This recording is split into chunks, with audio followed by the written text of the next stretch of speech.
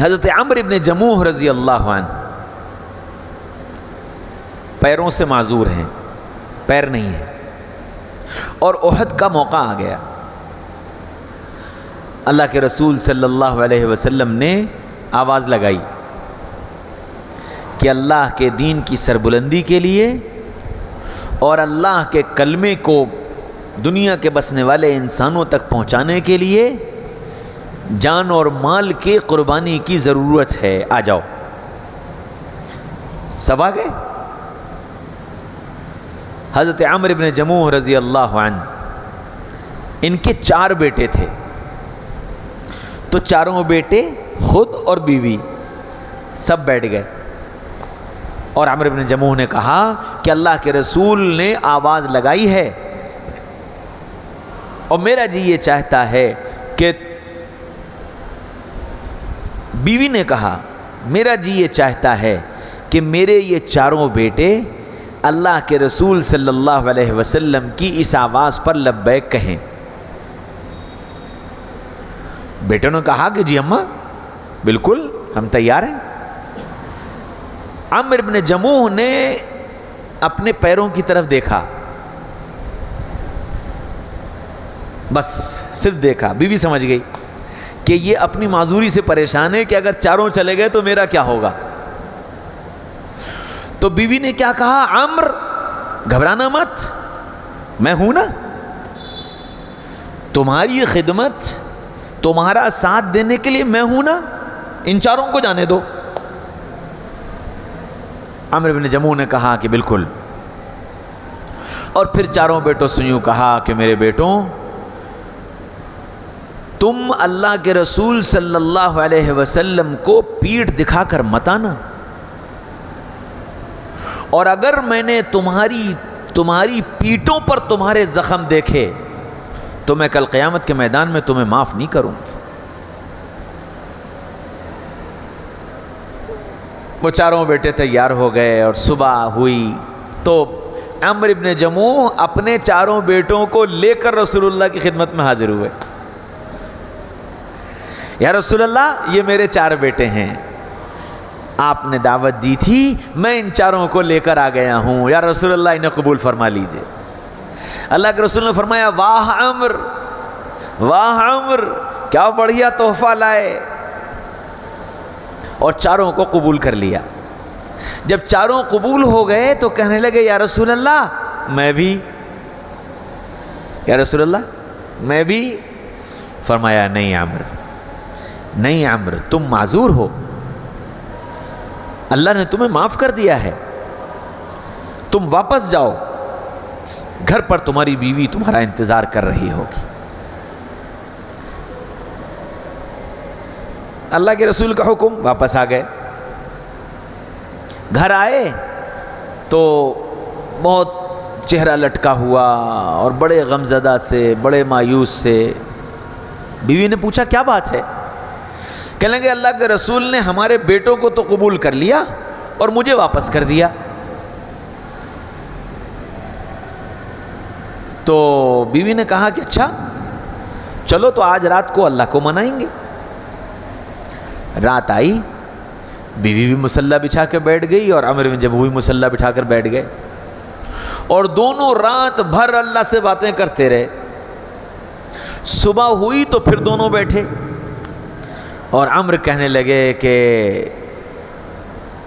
میں نے اپنے اللہ کو منا لیا ہے، میں نے اپنے اللہ کو منا لیا ہے، دیکھنا آج اللہ کے رسول مجھے واپس نہیں کریں گے۔ تو بیوی کہنے لگی ہاں میں نے بھی اپنے اللہ کو منا لیا ہے، میں نے بھی اپنے اللہ کو منا لیا ہے، اور مجھے امید ہے کہ جس طرح اللہ نے میرے بیٹوں کو قبول کیا ہے اللہ میرے شوہر کو بھی قبول کر لے گا۔ اور یہ ساری بات ختم ہوئی، اور پھر اس کے بعد عمرو نے چلنے کی تیاری کی، اپنی سواری پر بیٹھ گئے۔ جب بیٹھ گئے تو بیوی نے چھیڑا، مذاق کیا، اور کیا کہا، بڑے جا رہے ہو تیار ہو کر، دیکھنا بھی اللہ کے رسول واپس بھیج دیں گے، مذاق میں۔ اوہو، عمرو کے دل کو لگ گئی. سواری کا رخ ادھر تھا، موڑ کر کے اپنے گھر کی طرف رخ کر لیا، اور اپنے گھر کی طرف رخ کر کے پھر ہاتھ اٹھائے اور دعا مانگی. اور دعا کیا مانگی؟ اللہم لا تردنی الی اہلی، اے اللہ مجھے میرے گھر والوں کی طرف واپس مت لوٹانا، مجھے میرے گھر والوں کی طرف واپس مت لوٹانا. یہ دعا مانگتے رہے اور آنسو بہاتے رہے، اور پھر اس کے بعد سواری کا رخ موڑا اور اللہ کے رسول کی خدمت میں پہنچ گئے. یا رسول اللہ میں بھی. فرمایا نہیں عمرو، تم معذور ہو. پھر دوبارہ کہا یا رسول اللہ میں بھی. اللہ کے رسول نے پھر فرمایا کہ نہیں عمرو تم معذور ہو. تیسری مرتبہ پھر کہا یا رسول اللہ میں بھی. اللہ کے رسول کی آنکھیں بند ہو گئی اور آپ نے سر جھکا لیا. تھوڑی دیر گزری، آپ نے آنکھیں کھولیں. فرمایا عمرو مبارک ہو، ابھی جبریل آئے تھے، آسمانوں پر تمہارے جانے کا فیصلہ ہو چکا ہے، اور اب میری یہ مجال نہیں کہ میں تمہیں روک سکوں. اور عمرو ابن جموح اپنی اس معذوری کے ساتھ اپنی سواری پر میدان میں اترے اور دشمن سے مقابلہ ہوا، اور مقابلے کے بعد شہادت ہو گئی.